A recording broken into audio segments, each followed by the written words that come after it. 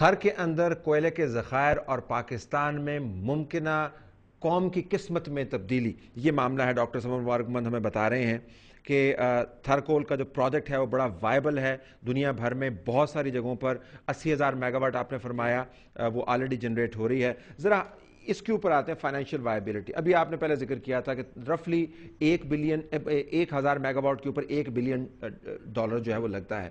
اب پاکستان کی اس وقت جو ضرورت ہے 16,000 کا آپ نے ذکر کیا، وہ سپریسڈ نیڈ ہے، یعنی ہم نہ انڈسٹری کو فل تھروٹل چلا رہے ہیں، نہ ہم ممکنہ نئے منصوبے لگا رہے ہیں، گاڑیوں کی سے لے کر گھر کے اپلائنسز تک ہم نے جو جن ولیجز میں بجلی بھیجی ہے، کنیکشن دے دیے ہیں، الیکٹریفائی ان کو نہیں کیا، سپریسڈ ڈیمانڈ ہے۔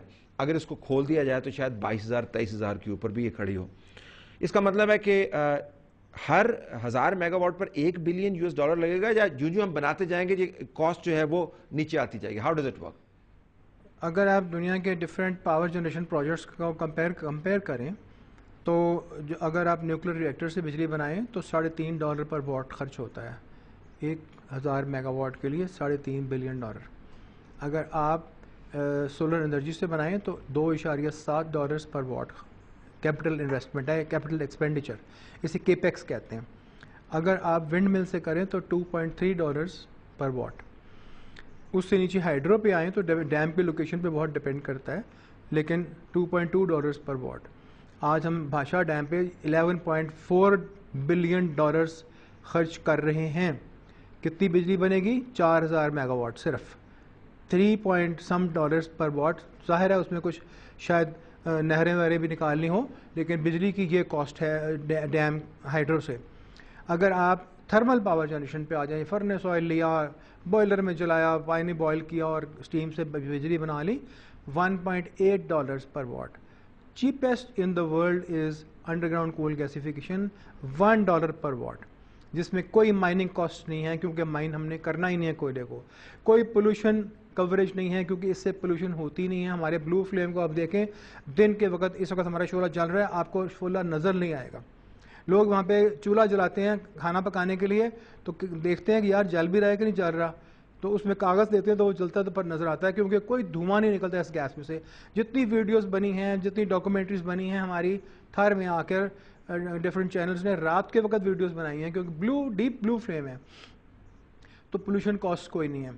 اور اس کے ساتھ ساتھ آپ کو ملٹی فیریس پروڈکٹس ملتی ہیں، فرٹیلائزر ہے، میں نے ذکر کیا، ڈیزل ہے، سب چیزیں، ہر چیز سستی۔ اب میں یہ نہیں کہہ رہا کہ ڈاکٹر سمر کا پروجیکٹ جو ہے پاکستان کی 10,000 میگا واٹ کی ضرورت پوری کر سکتا ہے اور 2 سال میں کر سکتا ہے، ہمارے پاس کوئی جادو کی چھڑی تو نہیں ہے۔ وہاں پہ 6-7 ملٹی نیشنلز نے تھر میں بلاکس لیے ہوئے ہیں لیز کے اوپر بجلی بنانے کے لیے، اور ہر ملٹی نیشنل کہتی ہے کہ ہم $2 سے $3 بلین کی انویسٹمنٹ کرنے والے ہیں۔ تو کریں سب لوگ انویسٹمنٹ، مجموعی طور پہ 20-21 بلین ڈالر کی انویسٹمنٹ کی تھر میں بات ہو رہی ہے، لیکن کر کوئی نہیں رہا۔ سب لوگ یہ کہتے ہیں کہ ابھی ہم انویسٹیگیشنز کر رہے ہیں، ابھی ہم فیزیبلٹی رپورٹس تیار کر رہے ہیں، ابھی ہم بینکوں سے پیسہ مانگ رہے ہیں، سب یہ کہتے ہیں۔ یہ کہتے ہیں یا یہ جینونلی کہتے ہیں یا کوئی اور معاملات ہیں؟ معاملہ تو مجھے نہیں پتا، میں نے سنا یہ ہے، but I don't want get into, وہ ان کا اپنا معاملہ ہے۔ لیکن حیرانی کی بات ہے میں کسی نے قدم نہیں رکھا، پچھلے 22 سال سے یہ کوئلہ ڈسکور ہوا ہے، کسی نے وہاں پہ کوئی کام نہیں کیا۔ ایک پروجیکٹ جو ہم نے بنایا پلاننگ کمیشن سے، جس کی فنڈنگ پلاننگ کمیشن نے کی، فرسٹ فیز کی، ہم نے کسی سے کوئی کچھ نہیں مانگا اور جا کے کام شروع کر دیا۔ اپنی رہنے کی کالونی بنائی، اپنی ورک شاپس بنائیں، اپنے گیس ویلز ڈرل کروائے لوگوں سے، ڈرلر سے، ساری پائپنگ کی، فائر کیا، ٹیکنالوجی کے لیے سپر کمپیوٹرز کے اوپر ہم نے اس کی میتھمیٹیکل ماڈلنگ کی، 2 سال ساری ڈیزائننگ کی، اور ہم نے کام شروع کر دیا اور گیس نکال کر دکھا دی۔ آج ہمارے پیچھے کتنے لوگ درپے ہیں کہ کس طرح سے یہ پروجیکٹ 4 روپے یونٹ بجلی بنائے گا، کیوں بنائے گا، اور یہ مارکیٹ میں کیا ٹرموائل پیدا کرے گا۔ جو 16 روپے اور 20 روپے یونٹ بنا رہے ہیں ان کی طبیعت خراب ہونی شروع ہو گئی ہے ہماری پروجیکٹ کو۔ ویسٹڈ انٹرسٹ جو ہیں آپ کے خیال میں یہ کاؤنٹر ان کی طرف سے آ رہا ہے۔ لیٹ می ٹیک انادر بریک ہے، بریک کے بعد آتے ہیں ناظرین۔